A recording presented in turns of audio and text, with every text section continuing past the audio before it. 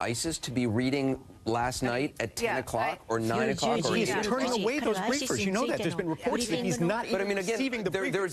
There's a huge amount of information that for him to be absorbing now and thinking about, and the fact that he's watching shows, I appreciate he's watching the show. It doesn't Nielsen box, it doesn't really help. But what is he doing? Yeah, but that was true during the campaign. I mean, but I get a burst of campaign. Well, I guess I would still say even then he should have probably been boning up on what's going on. And so I think it is concerning that he continues to do this. But in terms of the substance of what he said, I think the revoking the citizenship part is very concerning. I believe that people should have, I believe in the constitutional right to free speech, and so I have a problem with banning flag burning. Yes, but I think that what he said, to Alice's point, to be fair to him, Democrats have supported this, and even though it is constitutionally protected, there have been repeated attempts to have constitutional amendments. So if he supports that, that's actually, I don't support it. I disagree with it. But it's actually not really out of the mainstream. It's the revoking of citizenship that's problematic. There's a question of why. And I want to believe that there's a strategy, and now you guys are convincing me that there's not. And he's going to have the nuclear codes in a few weeks, guys. We're going to have more with our panel. Also this, as we mentioned, another target of the president-elect's tweets and retweets. CNN senior Washington correspondent Jeff Zeleny for a report he did on the show last night. Trump retweeted multiple attacks on him after he reported on Trump's claim, unfounded claim, that millions had voted illegally. That is next.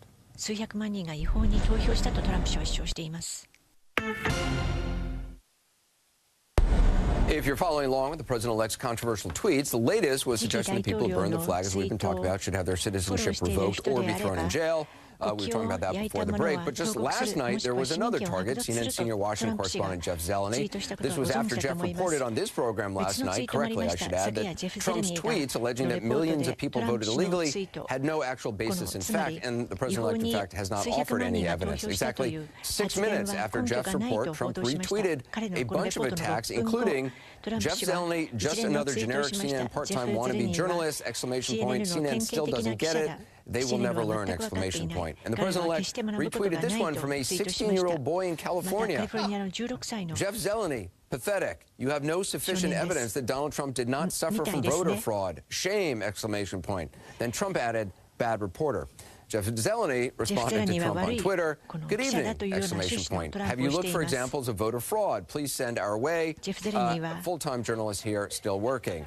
That he is. He joins me now. So did President-elect Trump respond to your tweet, Jeff? No, Anderson. Mr. Trump did not respond to that tweet, but thousands of his followers did. And they believe him when he says that there was a lot of voter fraud that happened in the election. But this is not about us. This is about looking for this evidence of widespread voter fraud. And we're talking widespread. He said millions of people voted illegally. If not for them, he would have won the popular vote. And it seems to me that's what this is all about here. Sort of day by day, the popular vote tally is increasing slightly. Hillary Clinton is now up by just over 2 million. And that is agitating, I'm told, by people who have spoken to transition officials and the president-elect. And that is one of the things behind this. But I think it gets to a larger point here as well. The context of this is interesting. We've seen a pattern now throughout Mr. Trump's successful campaign. He tried to sort of demonize and distract, and this is one of the latest things here. But so far, he or his aides have not provided any evidence that millions of people voted illegally. Those tweets have also gotten some criticism, I know, from a political ally of his, right? Oh, they have. In fact, several Republicans we talked to today on Capitol Hill simply didn't want to talk about this at all. The flag burning thing in particular was something that no Republican wanted to talk about. But Newt Gingrich has been a diehard supporter of Donald Trump. And he did an interview with Susan Page of USA Today this evening, or this afternoon. And he said something I thought that was very interesting. He said the President of the United States should not be randomly tweeting without having someone else checking it out. You wonder what else he's doing. So Gingrich called it his biggest mistake so far in the 3 weeks since he's been elected. But one other friend I talked to explained it like this. They said it's been 22 days since Donald Trump has had a campaign rally. So he misses that applause and enthusiasm that really kept him alive here. So he is getting some of that, at least electronically here, by looking through some of his supporters' messages. But of course, he'll be going back out on the road on Thursday for a big rally in Cincinnati that I'm sure will pump him back up. Jeff Zeleny, thanks very much. Given that there's no evidence of the claims Trump made on Twitter, no actual facts there, where did he get the idea that millions of people voted illegally? Randy Kaye tonight following the digital trail. This appears to be the original source of Donald Trump's so-called evidence for his claim that millions voted illegally. The Twitter feed belongs to Greg Phillips, whose Twitter handle is JumpVote. Back on November 11th, Phillips tweeted, completed analysis of database of 180 million voter registrations. Number of non-citizen votes exceeds 3 million. Consulting legal team. 2 days later, we have verified more than 3 million votes cast by non-citizens. Phillips is the founder of VoteStamp, a voter fraud reporting app. I reached out to him on Twitter asking him to provide me the source for his information and any relevant data, but he responded, no. Why not? When do you plan to share it and how, I asked. His response, as I've said from the beginning, I will release the data, methods, analysis to the public. No media spin. He never said when that information would be released. When I asked Phillips for an interview, he sent me this article from CNN.com calling Trump's claim about millions voting illegally false, and writing, CNN seems to have already made the decision. How Greg Phillips could possibly verify that millions voted illegally just 3 days after the election is anyone's guess. The Washington Post reported Phillips started making these claims even before data on voter history was available in most jurisdictions.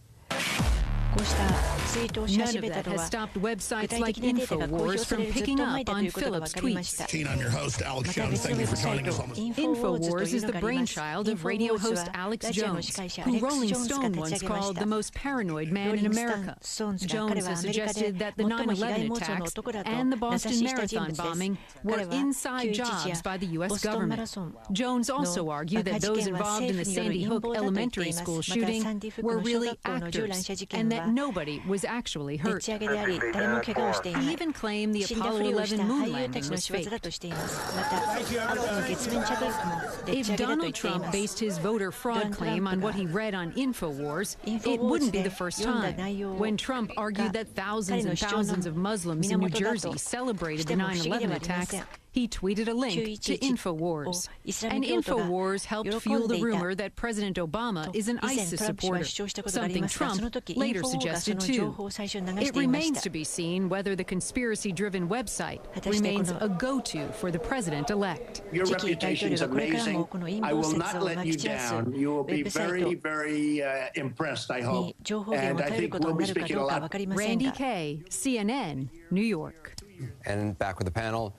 Jeffrey Lord, I got to go to you. I mean, as a diehard Trump supporter, this man who's going to be president of the United States, going, following InfoWars, talking about which I don't know anything. It was an inside job. Right. I don't know anything about InfoWars. What I do know is this.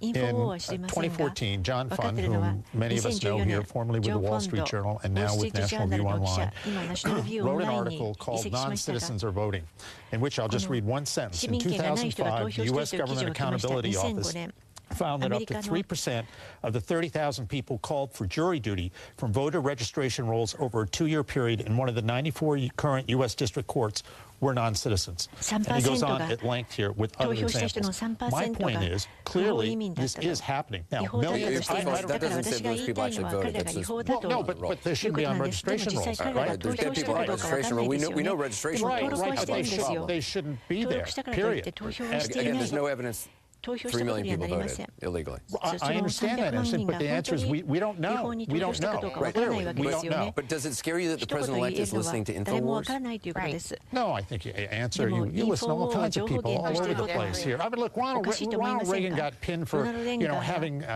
friends who were members of the John Birch Society, for heaven's sakes. They believe 9/11 was an inside job. Right. Of course. They believe all Sandy Hook, it's all crisis actors. People I've interviewed. I'm not their followers I am not here. terrorize the families of these people. I am not here to vouch for InfoWars. I don't listen to InfoWars. Right, but the president-elect seems to. Right. But what I'm saying, other presidents, I mean, our good friend, and I wish he were here to defend himself, our good friend Van Jones had his problem with the Obama White House because he was accused of just that.